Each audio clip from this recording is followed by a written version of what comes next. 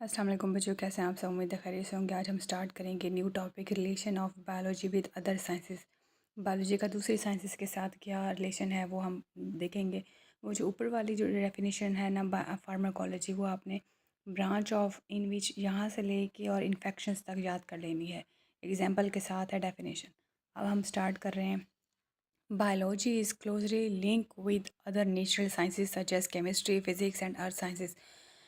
तीन किस्म की साइंसेस के साथ बायोलॉजी ज़्यादातर लिंक करती है। वो केमिस्ट्री है, फिज़िक्स है और अर्थ साइंसेस है। These connections help us understand life processes, environmental interaction and complexities of living organism.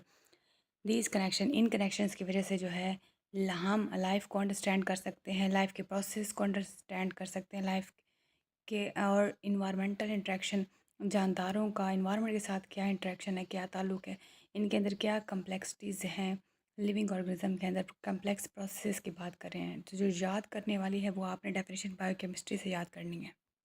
Biochemistry, bio का मतलब है लिविंग थिंग्स, केमिस्ट्री का मतलब है केमिकल रिएक्शन जो लिविंग थिंग्स के अंदर है। बायोकेमिस्ट्री द स्टडी ऑफ, यहाँ से डेफिनेशन है, biochemistry the study of structure and reactions of different chemical substances present in living things.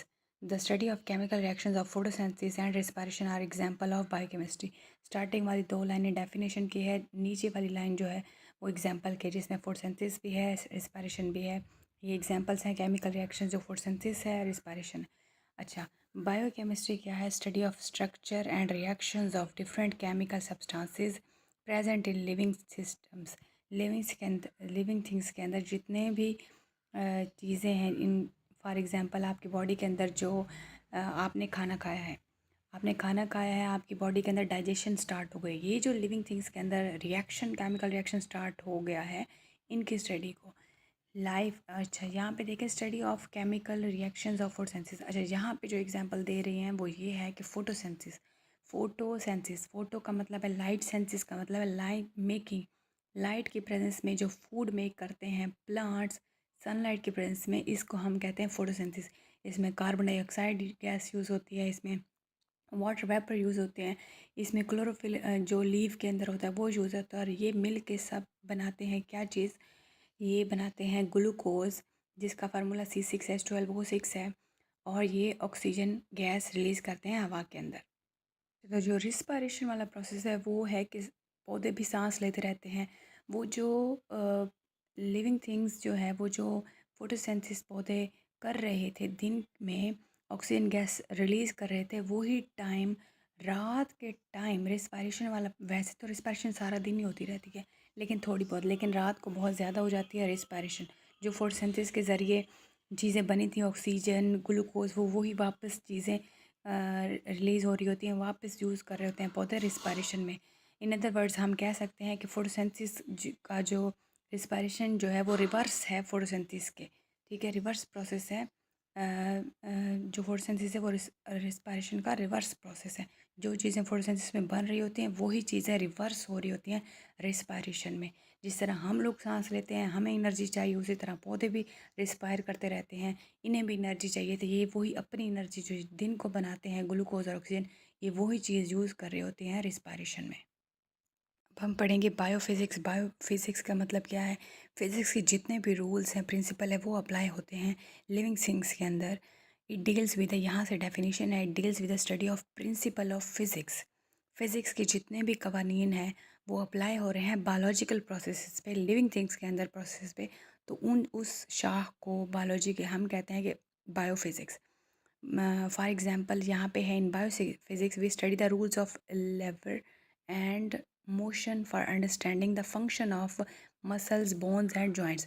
ये जो आपने मूवमेंट वाले पढ़े थे फिज़िक्स के अंदर, मोशन के कानून पढ़े थे, और रूल ऑफ लीवर, ये जिस तरह हमारे मसल्स मूव करते हैं, बोन्स, जॉइंट्स, ठीक है, ये जो कि जिस किस्म के फ़िज़िक्स के रूल्स हैं, फ़िज़िक्स की जो डेफिनेशंस आपने पढ़ी होंगी, वो जो अप्लाई हो रहे हैं। अब हमारी बॉडी भी तो मूव करती है, ठीक है, तो हमारे मसल्स भी तो मूव करें। हम कोई चीज़ उठाते हैं तो हमारी बोन्स मूव करती हैं, हम चल रहे होते हैं, हमारी बोन्स मूव कर रही होती है, जॉइंट्स मूव कर रहे होते हैं। ये हमारी लिविंग थिंग्स में और वहाँ पे फ़िज़िक्स में जो रूल्स हैं वो जो जहाँ पे अप्लाई होते हैं वो बायोफिज़िक्स में। ऊपर वाली लाइन जो है डेफिनेशन के नीचे वाली एग्जांपल की है। उसके बाद हम पढ़ेंगे कंप्यूटेशनल बायोलॉजी, यानी बायोलॉजी का कंप्यूटर से रिलेशन क्या है।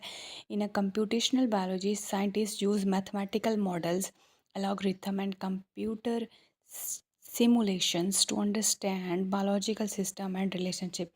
कंप्यूटर वाला सारा चीज़ें सिमुलेशन और मैथमेटिकल्स के मॉडल, अलॉगरिथम, ये सब कुछ जो है ये बायो में यूज़ कर रहे हैं। बायोलॉजिकल सिस्टम में ये लिविंग थिंग्स के अंदर सिस्टम किस तरह हो रहे हैं। It involves analysis. अच्छा, ये अब ऊपर डेफिनेशन में ना हमें ऐसे बता दिया, नीचे अब एग्जैक्ट हमें बता रहे हैं। It involve analysis of biological data. हम आपने कोई बायोलॉजिकल कोई मसला था, बायो के अंदर मसला था, वो जिस तरह अब ब्लड आपको नहीं चेक कर रहे होते तो एक रिपोर्ट आती है, ठीक है। रिपोर्ट के अंदर आपको बता देते हैं कि आपका शुगर लेवल इतना है, आपके कहीं किडनी पे स्टोन तो नहीं है, एक पूरी अल्ट्रासाउंड वाली रिपोर्ट आ रही होती है। ये जो है ये कंप्यूटेशनल बायोलॉजी में आ रही होती है। It involve analysis biological data such as sequences of amino acids and protein. Protein की सीक्वेंसेस क्या है, अमाइनो एसिड्स किस तरह कितने हैं, ये बता दिए। अच्छा, आप शुगर चेक करवाने जाते हो, आपकी बॉडी के अंदर ब्लड के अंदर शुगर कितनी है, वो एक आदाद शुमार, वो एक काउंटिंग्स आपकी वो जो है रिपोर्ट के अंदर लिखी हुई आ जाती है। तो ये कंप्यूटेशनल बायोलॉजी है। उसके बाद है बायो जियोग्राफी। जियोग्राफी अर्थ के ऊपर जितने लिविंग थिंग्स हैं, अर्थ के जितने भी रीजन्स हैं, जहाँ जहाँ पे लिविंग थिंग्स हैं, ये उनकी स्टडी कहते हैं। चलिए तो डेफिनेशन पढ़ते हैं। It deals with the study of distribution of living organism in different geographical region of the world. दुनिया के जितने भी ज़मीनी हिस्से हैं, ज़मीन जो है जहाँ जहाँ पे जिस एरिया पे ऑर्गेनिज्म रहते हैं, लिविंग थिंग्स रहती हैं, उनकी स्टडी को हम कहते हैं biogeography. The influence of climate change on distribution. अब इसमें हम इसका स्कोप पढ़ रहे हैं, यहाँ पे स्कोप की हेडिंग द इन्फ्लुएंस के बिल्कुल ऊपर हेडिंग द स्कोप की या इसके एप्लीकेशन की। Influence of climate change. Influence का मतलब है असर, क्लाइमेट चेंज का, आबो हवा का जो तब्दीली हुई है उसका असर डिस्ट्रीब्यूशन ऑफ ऑर्गेनिज्म पे वो क्या है, वो भी हम इस बायोजियोग्राफी में पढ़ते हैं। फॉर एग्जांपल किसी इलाके में बहुत ज़्यादा गर्मी हो गई है, वहाँ से लिविंग थिंग्स, जानवर मूव कर गए हैं, परिंदे मूव कर गए हैं, ये भी बायोजियोग्राफी में आती है। अब नेक्स्ट जो ब्रांच है वो है बायोस्टैटिक्स। यहाँ से डेफिनेशन है, डील से डेफिनेशन स्टार्ट हो रही है ऑर्गेनिज्म तक। It deals with the principle of statics. Stat के रूल्स अप्लाई किए जा रहे हैं, मैथ अप्लाई की जा रही है। To analysis and interpret data related to living organism. कितने लिविंग ऑर्गेनिज्म हैं, कितनी उनकी स्पीशीज़ हैं, ये उसके बारे में है branch biostatics. Biostatics play a critical role in the, इंतहाई अहम रोल प्ले करती है बायोलॉजिकल रिसर्च में, हेल्थ केयर में और पब्लिक हेल्थ में, ठीक है।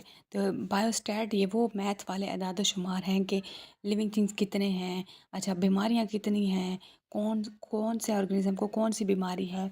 फॉर एग्जांपल पोलियो के हमारे इधर केसेस आ जाते हैं बहुत ज़्यादा, ठीक है। तो ये भी बायोस्टैटिक्स वाली ब्रांच हमें बताती है।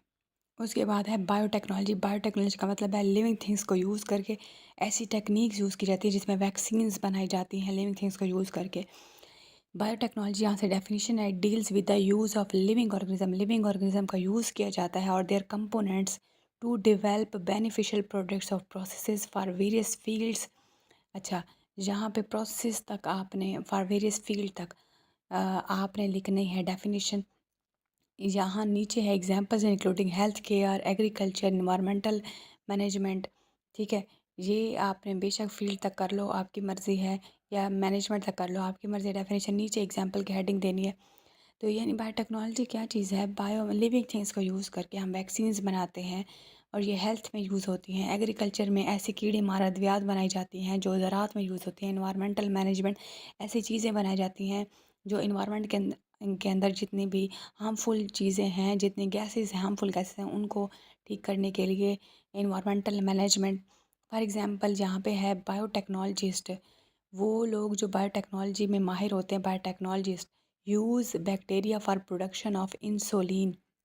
इंसुलिन क्या होती है, शुगर पेशेंट जो हैं को इंसुलिन लगती है। असल में इंसुलिन अगर आप शुगर पेशेंट कौन होते हैं, जिनकी बॉडी के अंदर जो है शुगर का लेवल बहुत ज़्यादा हाई होता है और उनकी बॉडी अपनी जो पेंक्रियाज है, एक ऑर्गन है, उसके अंदर इंसुलिन जो है वो सही प्रॉपर नहीं बन रही, सही बैलेंस नहीं है, उसका बैलेंस कम हो गया है, अब वो सही बैलेंस नहीं कर पा रही, वो ख़राब हो जाती है। तो इसलिए शुगर पेशेंट्स को ये इंसुलिन लगाई जाती है।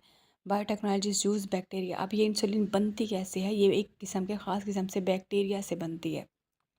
यहाँ से आप हेडिंग बना लो। For example, biotechnology choose bacteria for production of insulin to treat diabetic patient. जो डायबिटीज़ वाले पेशेंट होते हैं, शुगर वाले मरीज़ होते हैं, उनके लिए जो है बैक्टीरिया यूज़ किए जाते हैं उनकी वैक्सीन बनाने के लिए। जो इंसुलिन है जो शुगर के पेशेंट को लगती है, असल में ये जो इंसुलिन लगती है ये भी बैक्टीरिया से बनाई जाती है, यानी कि ये भी बायोटेक्नोलॉजी में आती है। अगर आपको याद हो तो आपने ग्रेड 8 के साइंस में आपने चैप्टर नंबर आई थिंक 3 है या 4 है, उसमें आपने पढ़ा होगा बायोटेक्नोलॉजी के बारे में। वो जो जेनेटिकली मॉडिफाइड ऑर्गेनिज्म के बारे में, कैसे जीन्स प्रोड्यूस की जाती हैं, कैसे न्यू बनाई जाती हैं, कैसे मॉडिफाई की जाती हैं, ठीक है, ये उसमें क्लियर था। और अगर आपको ये नहीं समझ आई थी बायोटेक्नोलॉजी, अगर आपको 8 क्लास में समझ नहीं आया था, तो आप मेरी 8 वाली प्लेलिस्ट देख सकते हैं, उसमें ये टॉपिक आपको ये चैप्टर भी मिल जाएगा, ठीक है। अच्छा, नेक्स्ट है बायो इकोनॉमिक्स। इकोनॉमिक्स का मतलब मईशत। It deals with the study of organism from economical point of view. मईशत को बेहतर करने के लिए भी कुछ लिविंग ऑर्गेनिज्म जो हैं वो यूज़ किए जाते हैं। फॉर एग्ज़ाम्पल, कैसे मईशत को बेहतर करने के लिए आप खुद देखें कि आपकी जो मईशत का दारोमदार है वो ज़राअत पे है। जितनी भी प्रोडक्शन हो रही है, जितने भी मुल्क में ज़रूर मुबादला कमाया जा रहा है, अच्छा मेन जो चीज़ आ रही है, मईशत आ रही है, जितनी ज़्यादा पैसा आ रहा है, असल में ज़राअत जो है वो ज़राअत स्ट्रॉन्ग हो गई तो ही आपका मुल्क जो है तरक्की करेगा। हमारे जो मुल्क है, हमारे जो पाकिस्तान में सबसे ज़्यादा चीज़ें जो बिक रही हैं, यूज़ हो रही हैं, जो ज़्यादा मईशत जिससे आ रही है, तो वो है एग्रीकल्चर। तो बायो इकोनॉमिक्स में, इन बायो इकोनॉमिक्स यहाँ से डेफिनेशन स्टार्ट है। इट डील्स विद, यहाँ से लेके it deals with the study of organism from economical point of view. In bio economics scientist calculate the cost of profit of the biological project.